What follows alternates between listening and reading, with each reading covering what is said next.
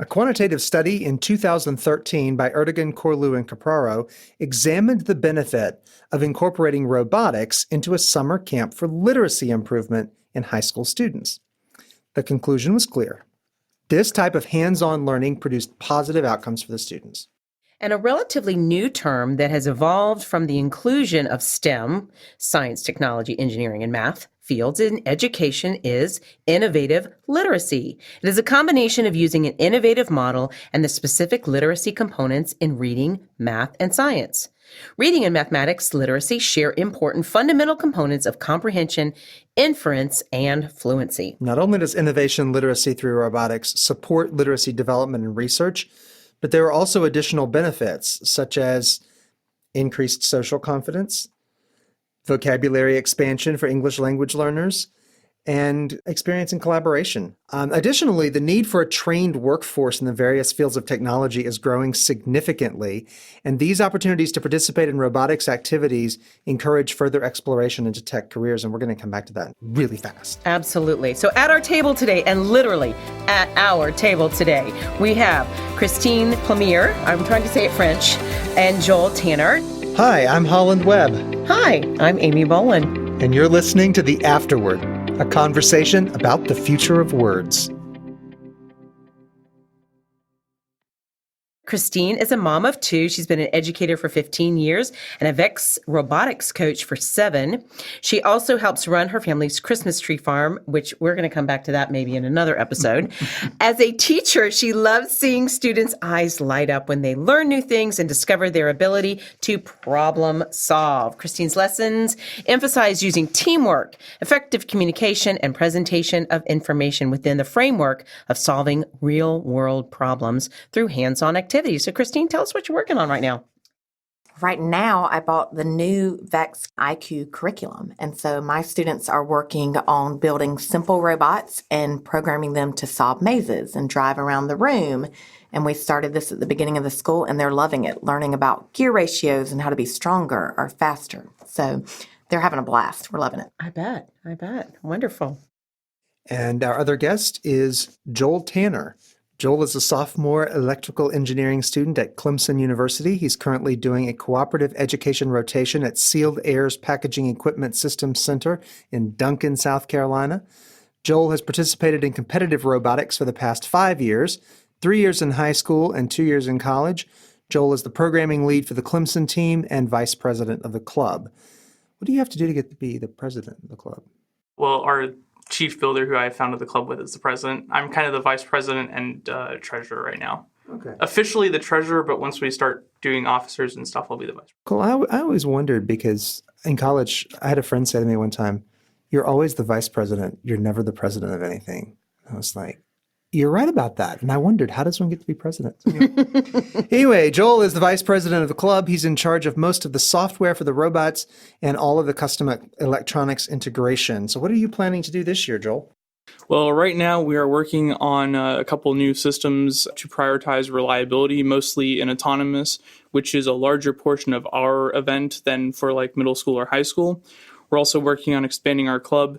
We went to Clemson's Tiger Prowl, which is an event where clubs can find interested students, and we grew a lot during that. I'm also working for Sealed Air until December, and then I'm going to start taking classes in the spring. That's a lot. Fun. That is a lot. Wow. Autonomous things. That sounds fun. Yes. We have 45 seconds of autonomous. It's not really full autonomous. It's more executing a path that is predefined, since everything is always in the exact same spot. So we're not looking for random objects. So autonomous in VEX robotics, for those that don't know, you get a certain amount of time where your robot has to run a preset program you've given it to score points, and then a larger amount of time to where you drive the robot to earn points. Okay. And then Two you different also things. 2 completely different things. All right. Fascinating. All right. So you've already stepped into it a little bit, Christine. So explain a little bit about robotics. And even as we were getting started, we were talking a little bit about how robotics teams kind of grow and some of the things that are needful in a robotics team. So give us kind of the year in the life of a robotics team. We know it's more than just playing with Legos and deconstructing things. So Christine, as a coach, tell us what that involves. So I start in the spring and I start recruiting students.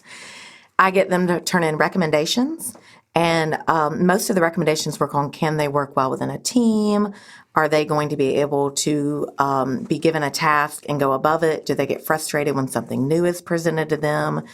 And so once I have my teams ready, the students will work over the summer researching, which really means learning the rules of the game, seeing what past games have been played, what robots worked well, what systems did, what systems didn't, starting to play around with coding. And then in the fall, we get together and we start to organize all of our thoughts. So they get in teams and they really break down, what's their team name going to be? What's their goal of this game? Do they want to score points this method or this method? Are they more interested in earning the design award or being the best in skills or being the best, the number one at the tournament? Is their goal to go to the state competition or to go all the way to Worlds? So we define their goals and we research and start looking at robots that will help them build their goals. So they find 3 or 4 robots that pique their interest, and then they start going through them and saying, well, I like this one because it can lift up really high, and I like this one because it can drive really fast. And so through this process that we call the engineering design process, they decide on what robot they want to build. And then they start building that robot and they discover that they need to make innovations to it. It never comes out exactly what they think. So they start learning to problem solve. And a lot of times I walk away and let them do that on their own. I drop hints, but then it's very important for me that that's their robot. So even if I think they're building something that will not be successful, I'll give them a hint. Are you sure that's a good idea? And then I walk away and I let them do it because that's how they learn. And we have a lot of issues where one wants to build one thing and one wants to build another. And so we talk about that and how do we deal with issues like that? We develop team norms. What are you going to do if you're frustrated? And we deal with all that. By the time they're done building, then they start coding. So they practice driving around and then they spend about equal amounts of time coding. And then around November, we start competing. So we go to about 4 or 5 competitions a year, somewhere between beginning in November and we end about mid-February. And states early March, Worlds is early April, and then we start all over again. That's a busy year. It's a 360-day commitment, yeah. How about you, Joel, as a participant? And I'm hearing some words that we might have to do some defining in a minute, but what was fun as a participant? What kept you engaged? Because I heard work over summer. Well, yes. The best time to build is over the summer. You don't have a lot of classwork to do, at least especially for college students, since college is quite a lot harder than high school and middle school. We have less events to prepare for. So we have one event before Worlds, which is sometime around February, January, somewhere around there. And then we have Worlds. For a college team, it's mostly guaranteed going to Worlds, because there's not a lot of college teams. So we try to do as much as possible in the summer and then just start scrimmaging other teams and just driving and just practicing.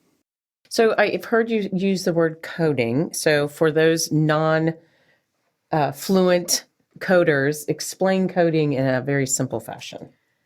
So we have many different ways we can program these robots. And one of the simplest I do with the middle schoolers to get them started is drag and drop. Some people know it as scratch. So when they plug their motors up into what we call the brain or the cortex, then they simply tell that motor to turn on. And they'll tell that motor, the right motor and the left motor, to turn on for 3 seconds and see how far it'll go. So if they needed the robot to go 6 feet and it only went 2 feet, then they would have to do the math to see how much further to make it go the distance they needed. So we can go as simple as that to some of the stuff Joel does in college where he's using calculus to calibrate to make sure his is as accurate as it can be. And also his, I believe, can make decisions. Some of your code allows your robot to make decisions when it's on the field. Yes, we've been looking at vision systems to decide if we want to go for certain cubes, especially more on the center line, which are contested by both teams.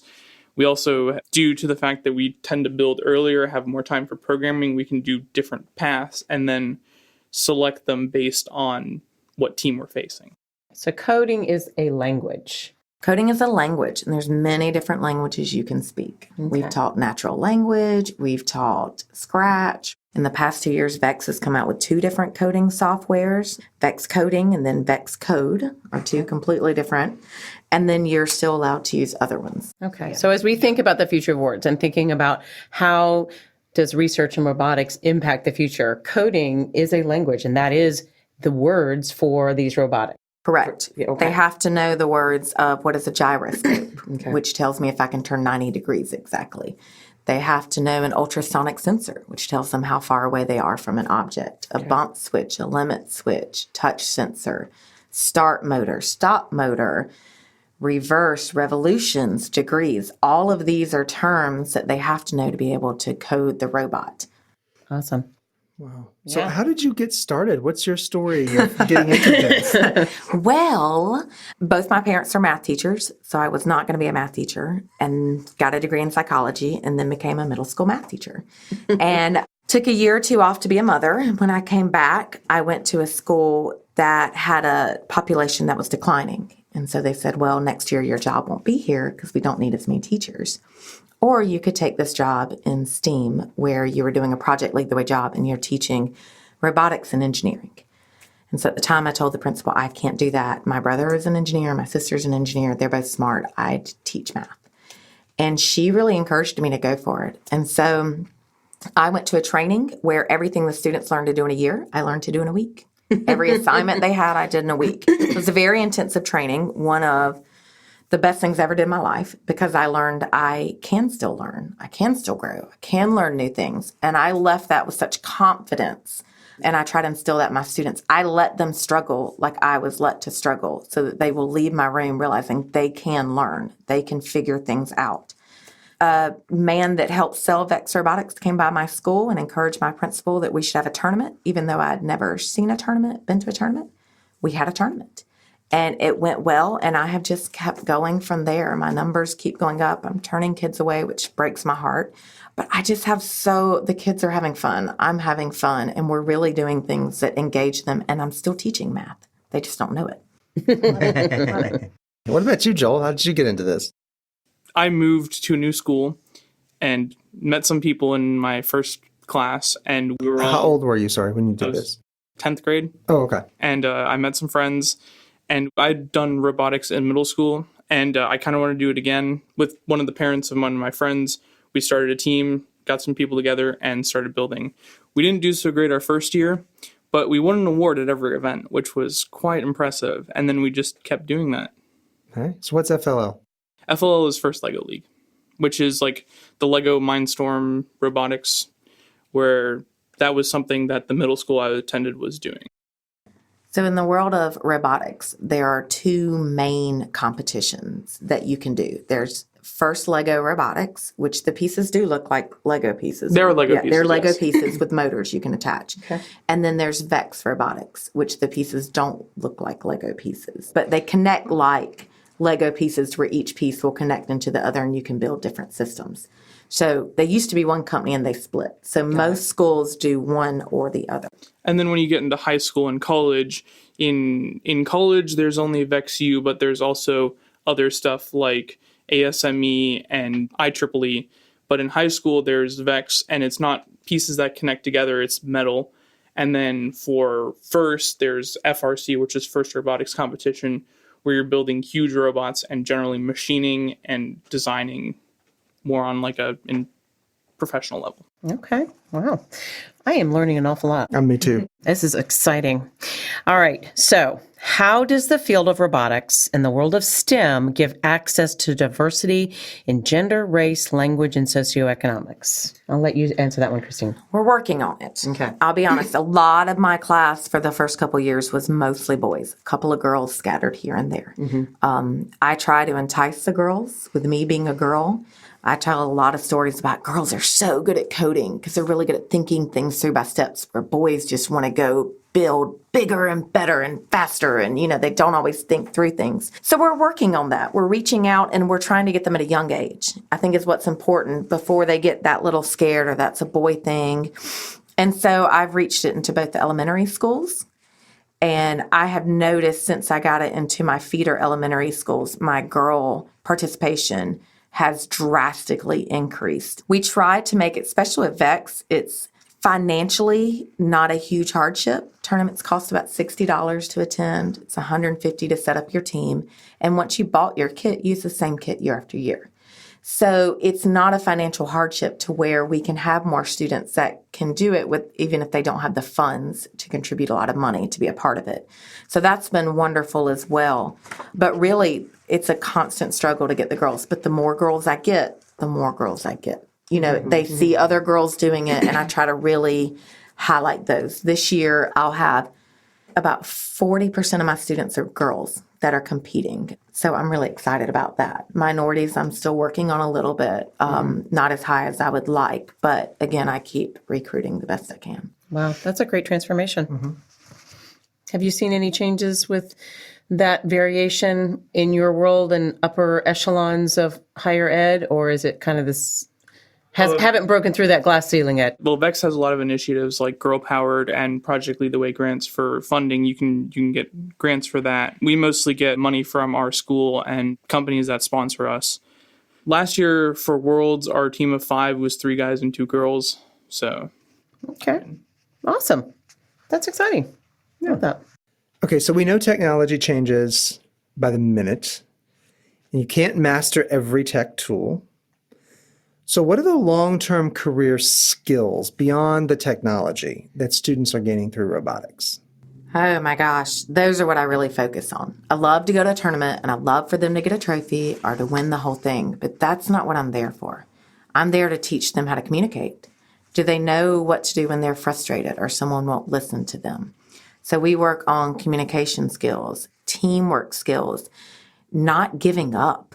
Go and problem solving that instead of getting frustrated and walking away and saying, I can't do it. Sit back and think, all right, how can I figure this out? How can I make this happen? Those are what my real goals in teaching them. And I've had recruiters come to me and say that when they recruit people for the workforce, they have noticed that if students have done robotics for an extended period of time, they tend to do some of their best candidates because they know how to problem solve. They know how to work in a group. In the robotics, you have to present. They have to go to judges and present everything they've done and show their work and each step they made. And so these are presentation skills, communication. You go to tournaments, you have to go up to other teams and say, my robot can do this. What can your robot do? How can we work together? Even though you've never met that person. At Worlds, you're having to do that with people that are from different countries, Germany, Brazil, China, all over the world.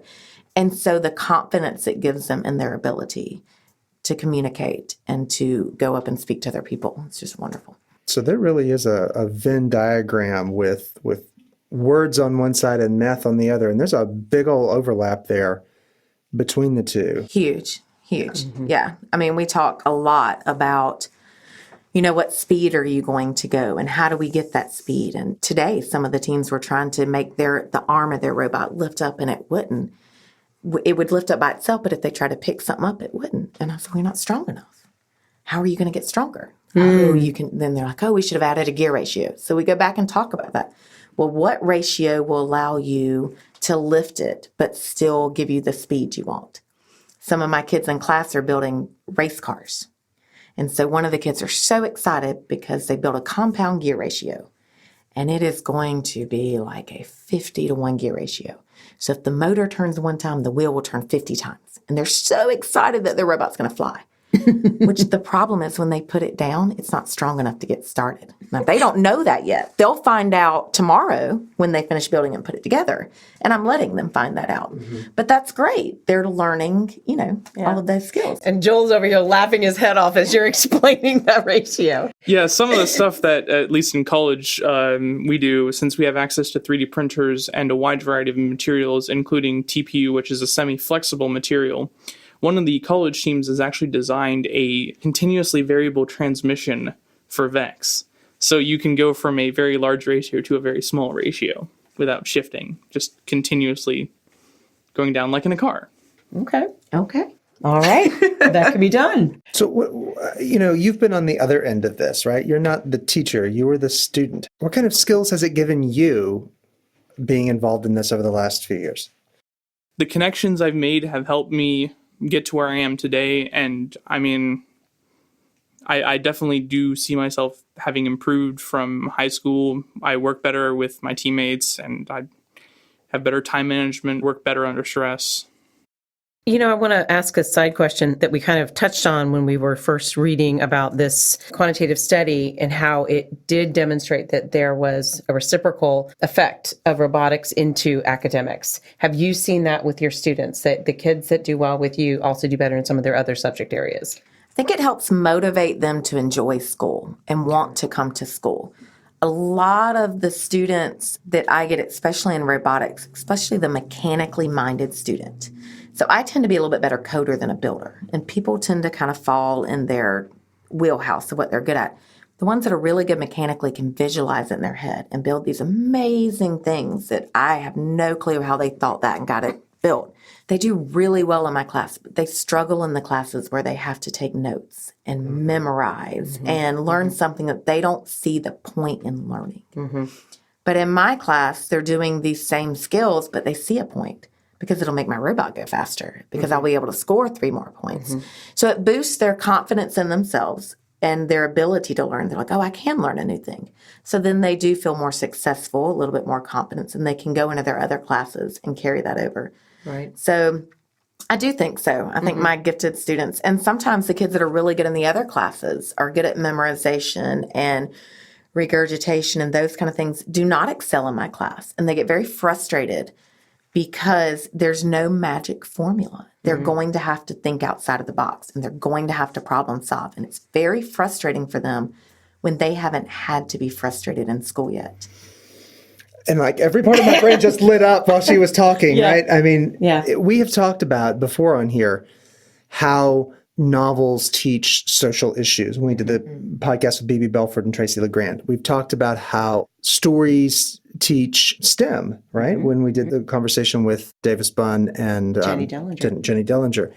We have not thought about it in the opposite way. Yeah. How can STEM teach English or history Until today, which is until why we're this talking minute, about as she's it. talking about this right now. I'd never thought about the fact that it could work the other way, right? You can lead people into those other fields through the door of robotics. It did help me as well. And for my English class, one semester English class I had to take in, like composition class I had to take for college, I wrote my research essay on artificial intelligence, ethics, and machine morality. I was very excited to write that. I wrote a couple of pages more than I needed. I got an A on that, so. Excellent. We talk about with writers, it's best to write what you know. And if this is something you're passionate about, you're going to write what you know. And you're going to write well because this is something you have personal connection to. So I think that's one of the reasons why we wanted to do this episode, because I do think there's a whole sphere of our population that one is needing to have some of this resilience, maybe needing to be pushed a little bit and experience that failure because that's how we learn. And yet then also, how can we motivate and engage and realize, oh my goodness, this is fun. There can be an element of fun in learning. It's not just drudgery. I will say I tell the parents at the beginning meeting, they're going to cry. I mean, and that's okay. I said when they're at a tournament and they're mad because their robot didn't work, because their friend didn't charge the battery, that's okay. You pat them on the back and say, it's okay, and I get back out there. And I said, my daughter got upset last year because she put her heart and soul into it, and she just didn't make the bid to world. But that was a good lesson, that even if you give it your all, sometimes it's just not going to fall your way. Yeah. They learn. I have them for 2 years in club. I'm trying to expand and do 3. But it's interesting the 7th grade year, the difference between them and 8th grade year, because now they know. They understand the importance of documenting and researching and all of those other skills. They go gung-ho with it in the 8th grade year, and it really makes them a better team and a better robot. And so it's nice to see that they have learned that growth of these skills actually will help you win and be more successful. And what we love about VEX is they really push that. So the biggest award you can get at a VEX competition is not winning the tournament. It's the Excellence Award. And the Excellence Award is based on how well you did at the tournament in autonomous and in actually competing against other people. But it's also how well you interviewed with the judges, and how well you documented everything that you've done in an engineering notebook, which follows the engineering guidelines for documenting your projects. So did they follow these guidelines? Is the notebook documented properly?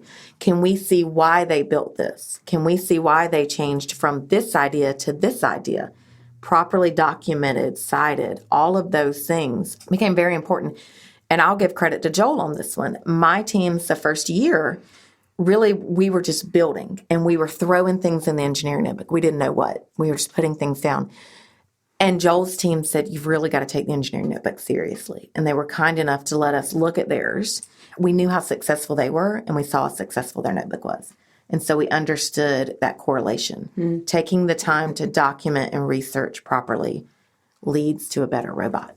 Wow. Yeah. This is interesting to me because a few days ago, some time ago, I had done an interview about being a copywriter or something, and some guy found it and wrote to me. He's from Pakistan, and he said, I just finished my engineering degree, but I can't make money in this, and I really want to be a copywriter because copywriters can make more money.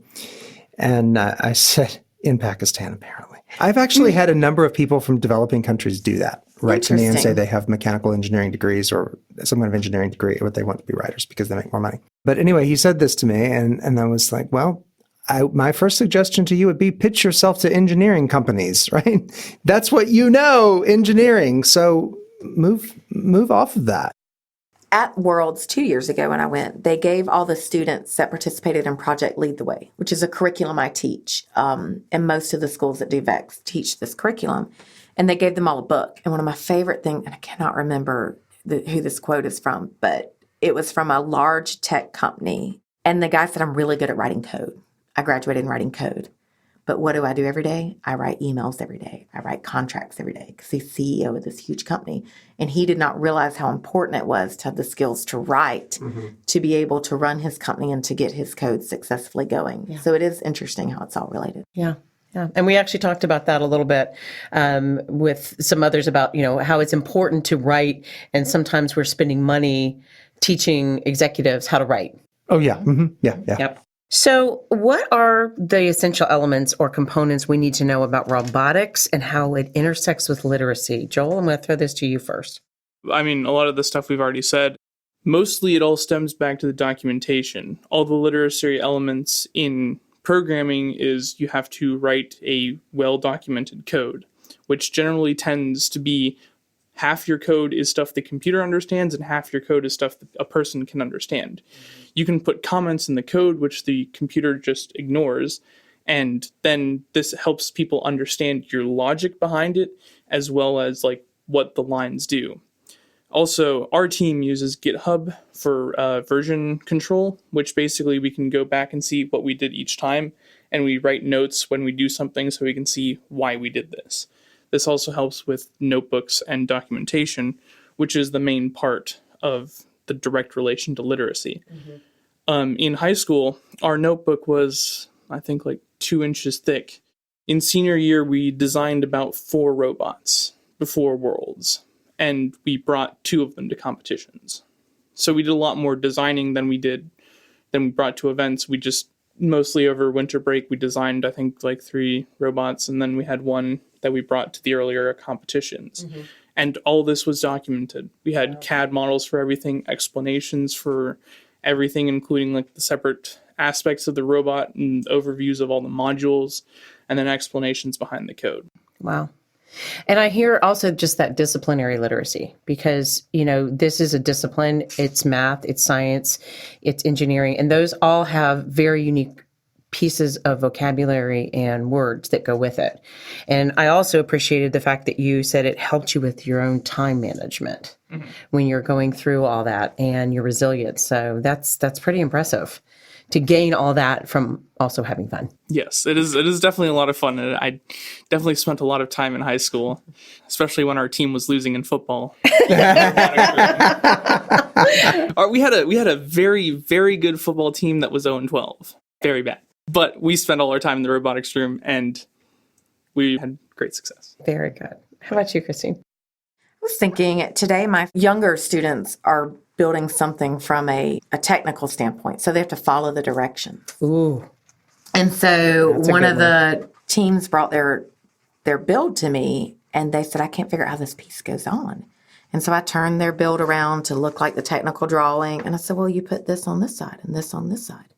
And so they got very frustrated because they felt behind because they had to redo everything. So I had to really emphasize to them, that's okay. because you learned a lesson. And now you're going to build even better because you're going to pay attention to these minor details. So I think technical reading is really important. And they have a forum where all of these students can go on and ask, how does this work? How can I build this? How can I make this work? I'm having a problem with this. And others go on and answer it. And so being able to answer those questions and put them out there is really another way they're researching. Another aspect of collaboration between teams, besides just the VEX forum, is there's multiple Discord groups. We have an unofficial VEX group, which has a ton of people on it, including a lot of college teams and high school and middle school teams. There's multiple chats. The people who actually developed the software that our team uses to program our robot, which is Pros, they do a lot of help there in the software channel that we have there as well. That's awesome. That's awesome. This was a great conversation. This is fantastic. We gained insight into the elements of robotics and what this hands-on experience does for the learner. Join us next week as we continue our conversation with Joel Tanner and Christine Plumier about how robotics encourage curiosity, creativity, and collaboration. Just a few of the many C's we'll talk about around the table. Please, if you enjoy what you hear, like us on Facebook, follow us on Instagram and Twitter, leave a review on iTunes or wherever you get your podcasts, and we will see you next week.